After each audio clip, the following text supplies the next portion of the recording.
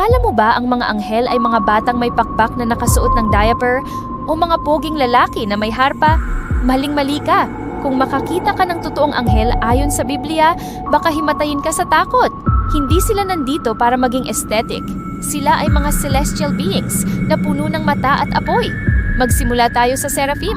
Sabi sa Isaiah 6, sila ang burning ones. May 6 silang pakpak. 2 sa mukha para hindi sila mabulag sa liwanag ng Diyos, 2 sa paa para sa respeto, at 2 sa paglipad. Isipin mo, isang lumilipad na apoy na sumisigaw ng papuri, yan ang itsura nila. Next, ang cherubim.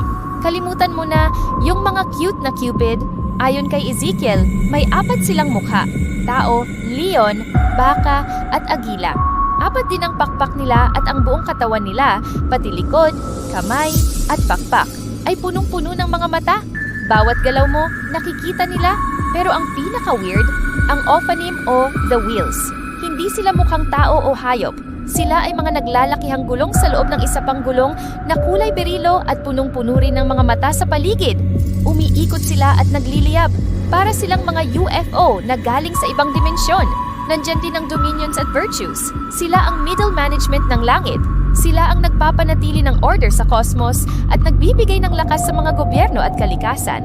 Hindi sila nagpapakita sa tao dahil ang presensya nila ay parang purong enerhiya na kayang tumunaw ng bakal.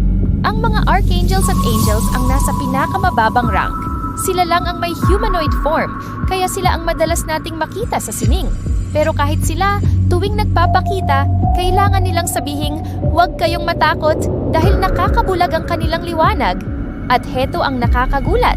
Yung mga huling nilabas ng NASA tungkol sa mga UAP o Unidentified Aerial Phenomena na pinagtatalunan ng mga eksperto, mga bilis na hindi kayang gawin ng tao at mga shapes na hindi maipaliwanag ay nagbibigay ng bagong tanong.